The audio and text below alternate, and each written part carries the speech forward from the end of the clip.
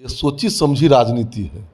RJD के लोग चाहते हैं कि बिहार पुनः 90 के दशक में लौट जाए। यही ना 7 दिन के बाद 8 दिन के बाद ये समझ में आया लोगों को। ये निश्चित रूप से फिर बिहार को जातिवाद के आग में धकेल कर सनातन संस्कृति को अपमानित करना, मुस्लिम वोट का तुष्टीकरण करना, जातिवाद करना, ये उनका समझिए बुनियादी चीज है। इसके बिना बिहार की राजनीति में ठाकुर बनाम ब्राह्मण पर विवाद छिड़ गया है। जिस तरह से आरजेडी के राज्यसभा सांसद मनोज झा ने सदन में महिला बिल विधेयक पर बोलते हुए ठाकुर पर कविता पढ़ी, जिसके बाद से तुल पकड़ लिया उस कविता ने। अब आरजेडी में है दो फाड़ देखने को मिल रहे। बाहुबली नेता आनंद मोहन और आरजेडी के विधायक चेतन आनंद ने उस पर कड़ी प्रतिक्रिया जताई है। आनंद मोहन ने ये तक कह दिया, अगर हम वहां मौजूद होते तो मनोज झा की जुबान खींचकर बाहर फेंक देते। ऐसे में हमारे साथ बात करने के लिए बीजेपी विधायक हरिभूषण ठाकुर बचौल हैं। सर, क्या कहेंगे? अब अपने में ही लड़ाई हो रही है। देखिए, लड़ाई नहीं है, ये सोची समझी राजनीति है।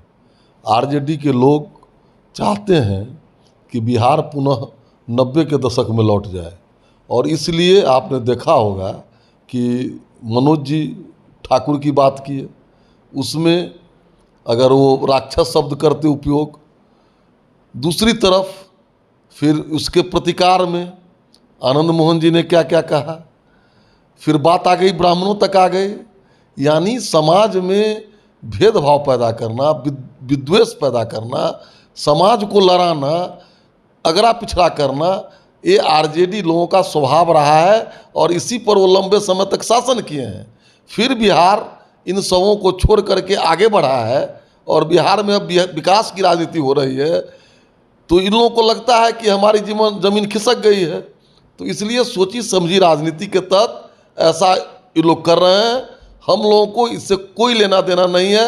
हम लोग सबका साथ, सबका विकास, सबका विश्वास और सबके प्रयास में विश्वास करने वाले लोग हैं, और हम लोग अपने दुनिया में लगे हुए हैं। ये लोग चाह रहे हैं वैसा होगा नहीं। बिहार का समाज इससे आगे निकल चुका है। मनोज झा जिस तरह से कविता पढ़ी ठाकुर को लेकर, उस पर जो विवाद छिड़ा, उस पर आप कितने सहमत हैं? देखिए, ठाकुर तो भगवान को भी कहा जाता है, और बिहार ऐसे जगहों पर राजपूत भाई को ठाकुर कहते हैं, वैसे ठाकुर ब्राह्मणों में भी टाइटल है। तो लोगों को लगा कि हम ही को टारगेट कर रहे हैं, चूँकि उन लोगों का रीति नीति सिद्धांत ही है, जातिवादी से ओतप्रोत लोग हैं, वंशवादी लोग हैं, जातिवादी लोग हैं, भ्रष्टाचारी लोग हैं। इसलिए कुछ लोगों का दिल आहत हुआ, दिल को चोट पहुंचा। इस पर क्रिया चल रही है, और ये समाज को तोड़ने के लिए ऐसा किया। सोची समझी राजनीति के तहत मनोज झा जी ने ऐसा बोला। चेतन आनंद भी जिस तरह से प्रतिक्रिया दी है, और बाहुबली नेता आनंद मोहन ने कहा जुबान खींचकर बाहर फेंक देंगे। तो यही ना 7 दिन के बाद 8 दिन के बाद ये समझ में आया लोगों को। ये निश्चित रूप से फिर बिहार को जातिवाद के आग में धकेल करके बिहार जो आगे बढ़ रहा है, बीमारू राज्य से जो विकसित राज्य बना है,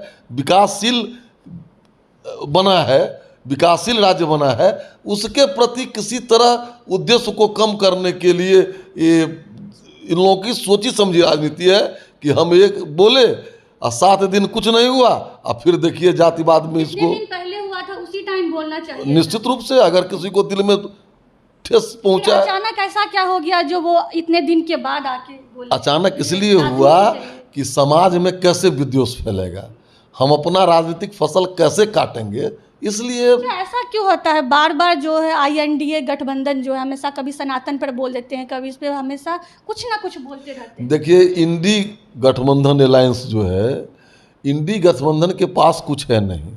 उसके सबसे बड़े घटक हैं कांग्रेस। जब शासन सत्ता मिला तो क्या किए? बिहार में नीतीश जी जीतते हैं किसी के तरफ से, चले जाते हैं किसी के तरफ।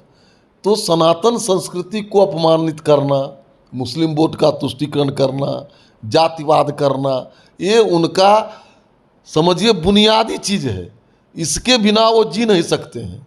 लेकिन बिहार का समाज अब आगे बढ़ चुका है, इन लोगों के मुगालते में नहीं आएगा, इन लोगों के फांसे में नहीं फंसेगा, और आगे देखिए कि आने वाले चुनाव में 40 में 40 सीट भारतीय जनता पार्टी जीतेगी। इन लोगों का दुकान बंद हो जाएगा। तो देखिए, साफ तौर से कहना है इनका कि ये लोग की सोची समझी साजिश है, समाज में विद्वेष फैलाना है। जिस तरह से ये लोग बार बार ये इस तरह के बयान दे रहे हैं, इस तरह की प्रतिक्रिया कर रहे हैं और कुछ भी नहीं। आपकी क्या प्रतिक्रिया हमें कमेंट में जरूर बताइएगा। धन्यवाद।